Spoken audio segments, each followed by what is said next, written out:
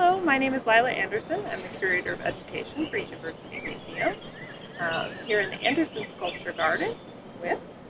Hi, my name is Sattler, and I'm the Anderson Sculpture Garden intern, and so I help maintain and design the gardens.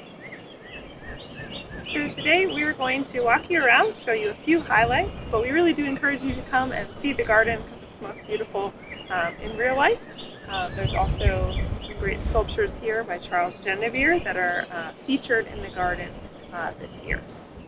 So we're going to start off in what we consider to be kind of our rose garden section of the Anderson Sculpture Garden. Elizabeth Anderson, who is the donor who makes the Elizabeth and Byron Anderson Sculpture Garden possible, is a lover of roses, and so I always kind of think of her in this section, and we've been working on adding more roses. So Ellen's going to tell you about some of the ones that we added last year and then this spring.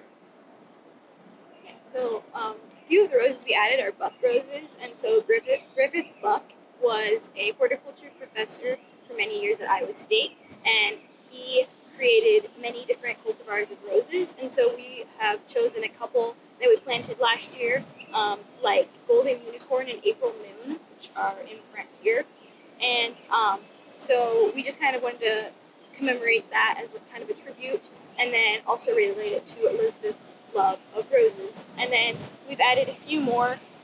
There's Champagne Wishes, which is up there, not blooming right now, and then Coral Cove, which is the bright pink one in the front. And so the rose bed is really full, and roses are in bloom right now and look wonderful. And then this little miniature one we added quite a few of. It's a miniature white rose. And then if you're wondering what this beautiful kind of limey green plant is, this is something called Lady's Mantle, which we really like in the rose space because in spring it gives this nice chartreuse bloom. They're kind of at the end. They're ending now, but then during the summer it just has a kind of a lovely velvety leaf texture that really, like when it rains, they're particularly beautiful because all the water collects on them. And they just give a really nice texture and kind of partner to the roses.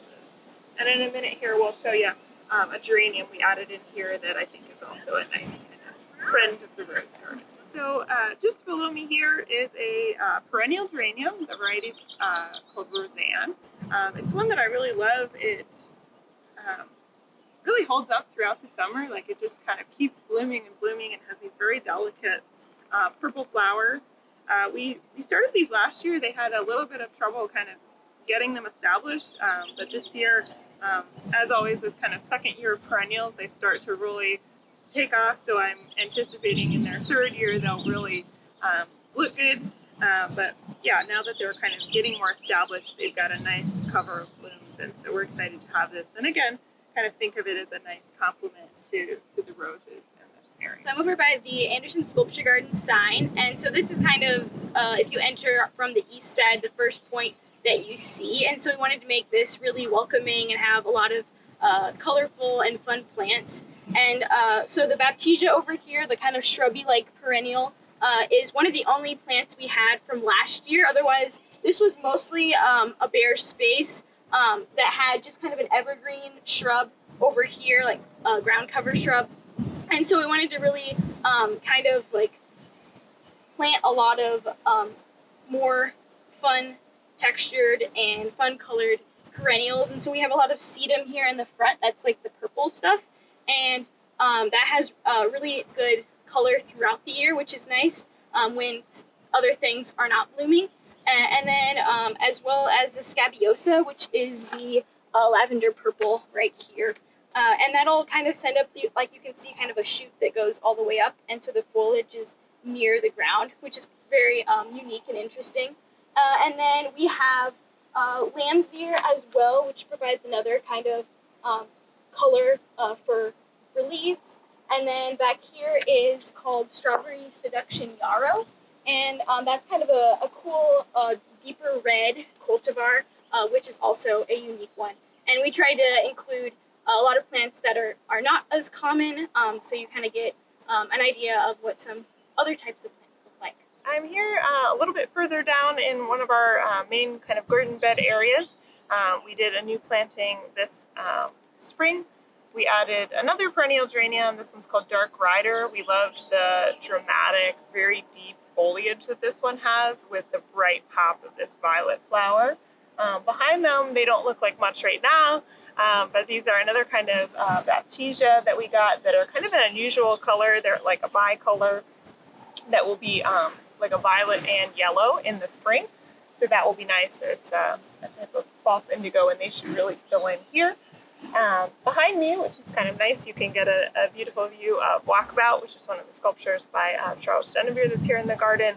And those are really framed different garden spaces in a nice way. So we're standing near the new tree peonies that we put in. These are Japanese tree peonies, and the variety is Renkaku, which is a white type.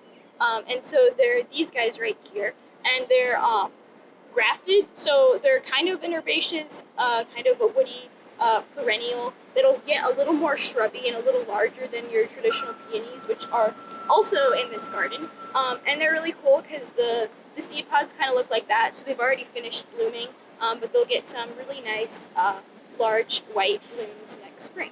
I'm here next to Morrill Hall. So just a reminder, the Anderson Sculpture Garden does go all the way around this building, and then of course across the street to the Panther sculpture, which we've talked about on some of our other plant tours. But here I just wanted to point out that the hydrangeas, this is a variety called Annabelle, are in full bloom right now and are looking really lovely. And we've also got some really fun kind of foliage plants in this bed, like the bruneras here in the front that we added, and then some of the hostas, these little mouse ear hostas, were installed last year. Thanks for joining us today on this plant tour of the Anderson Sculpture Garden. We really do hope you come and visit and see some of these beautiful plants and of course the sculptures in real life. Although we do encourage you to come in different seasons because the garden really does change from spring to fall, even winter. It's a beautiful place, and we really tried to think about that as we planned it. So think of us as a staff year round.